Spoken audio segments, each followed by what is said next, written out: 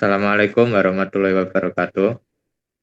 Perkenalkan kami dari kelompok 14 dari statistik komputasi, kalau nggak salah. Jadi yang pertama-tama, perkenalkan ada saya Muhammad Rizky Firdaus dengan NPM 077.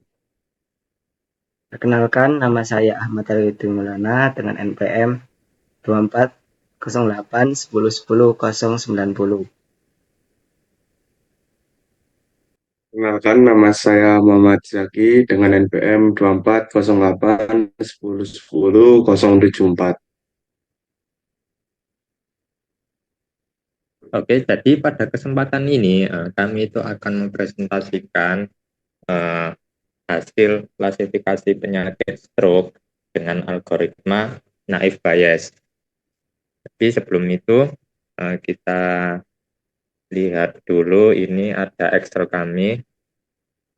Jadi di awal-awal stroke merupakan salah satu penyakit berbahaya yang dapat menyebabkan kecacatan atau bahkan kematian. Oleh karena itu, deteksi dini itu sangat penting untuk mengetahui apakah stroke atau tidak. Jadi bisa diketahui lebih awal gitu. Jadi dalam penelitian ini kami itu memanfaatkan metode machine learning untuk membantu mengklasifikasikan apakah seseorang itu berpotensi terkena stroke atau tidak. Jadi yang pertama, dataset yang kita gunakan ini berisi data kesehatan tentang pasien. Jadi di sini tuh ada banyak atribut seperti ID, gender, umur, hipertensi, serangan jantung, apakah sudah menikah, pekerjaannya ya, dan lain banyak lah intinya. Gitu. Jadi target atau label dari dataset ini itu adalah variabel stroke ini.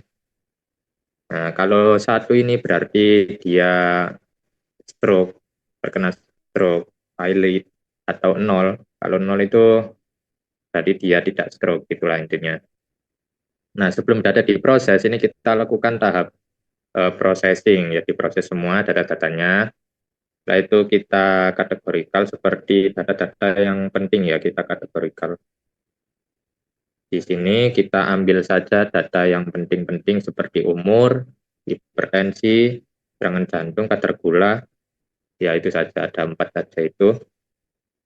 Kemudian data ini tuh bakal dibagi menjadi 80% itu sebagai data training dan 20% itu sebagai testing. Jadi data training ini yang sudah kami kerjakan ini itu digunakan untuk melatih model. Jadi biar agar lebih akurat dikit gitulah. Nah, selanjutnya ada data testing. Ini digunakan untuk menguji performa model. Oke, selanjutnya akan dijelaskan oleh teman saya. Baik, selanjutnya masuk ke program. Jadi program ini dibuat untuk membangun model klasifikasi menggunakan algoritma naive Bayes dengan tujuan memprediksi risiko stroke berdasarkan data kesehatan yang diperoleh dari file Excel.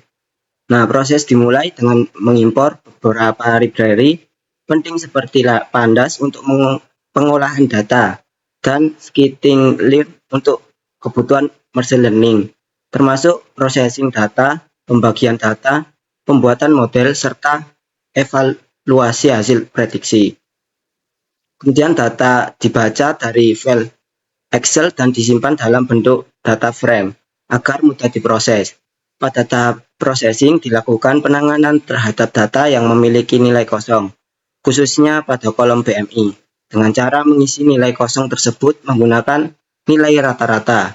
Selain itu, data kategorikal seperti jenis kelamin, status pernikahan, jenis pekerjaan, tipe tempat tinggal, dan status merokok diubah menjadi data numerik menggunakan teknik label encoding.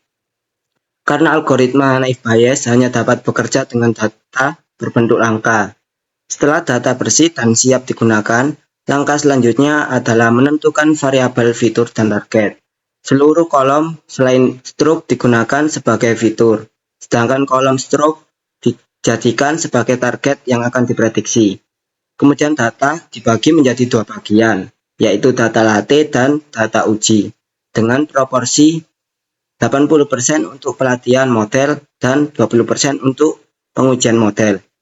Pembagian ini bertujuan untuk mengukur kemampuan model dalam melakukan prediksi terhadap data yang belum pernah dilihat sebelumnya. Untuk selanjutnya akan dilanjutkan oleh teman saya. Baik, saya akan melanjutkan. Untuk model klasifikasi dibangun menggunakan algoritma Gaussian naive Bayes yang sesuai untuk data numerik dan data kontinu. Model dilatih menggunakan data latih, kemudian digunakan untuk melakukan prediksi terhadap data uji. Hasil prediksi tersebut dievaluasi menggunakan beberapa metrik, yaitu akurasi, confusion matrix, dan classification report, yang memberikan gambaran tentang performa model untuk mengklasifikasikan data stroke dan tidak stroke. Selain itu, melakukan evaluasi, program ini juga dapat digunakan untuk memprediksi data baru. Data pasien baru dimasukkan ke dalam model dalam bentuk nilai numerik sesuai dengan format fitur yang digunakan. Berdasarkan hasil prediksi, sistem dapat menentukan apakah pasien tersebut beresiko mengalami stroke atau tidak. Dengan demikian, program ini menunjukkan bahwa algoritma naive Bayes dapat dimanfaatkan sebagai metode sederhana dan efisien untuk klasifikasi data kesehatan, khususnya dalam memprediksi resiko stroke. Baik, untuk selanjutnya, untuk outputnya akan dilanjutkan dengan Mas Muhammad Rizky.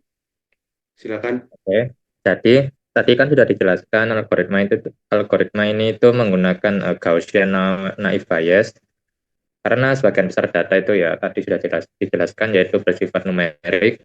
Naive Bayes bekerja berdasarkan perhitungan probabilitas dengan asumsi bahwa setiap fitur itu saling independen. Jadi setelah model dilatih tadi ya, ini hasilnya yaitu akurasinya itu sekitar ini 0,69 dan ya sekitar 69%. Itu artinya 69% data uji berhasil diklasifikasikan dengan benar oleh model. Gitu. Berdasarkan confusion matrix, model berhasil memprediksi 75 data tidak stroke dengan benar dan 29 data stroke dan 75 data tidak stroke dengan benar dan 29 data stroke dengan benar. Namun masih terdapat kesalahan prediksi, yaitu 18 data tidak stroke yang diprediksi sebagai stroke dan 27 data stroke yang tidak berhasil terdeteksi oleh model. Dari classification report, untuk kelas tidak stroke, model memiliki performa yang cukup baik dengan nilai precision 74% dan recall sebesar 81%. Ini. Sedangkan untuk kelas stroke yang nilainya 1, ini mendapatkan nilai precision sebesar 62% dan recall sebesar 52%. Nilai recall ini lebih rendah, ini menunjukkan bahwa masih ada beberapa kasus stroke yang belum berhasil terdeteksi. Berdasarkan hasil tersebut dapat disimpulkan bahwa algoritma naive Bayes ini itu mampu melakukan klasifikasi penyakit stroke dengan cukup baik, namun masih memiliki keterbatasan terutama dalam mendeteksi seluruh kasus stroke. Gitu.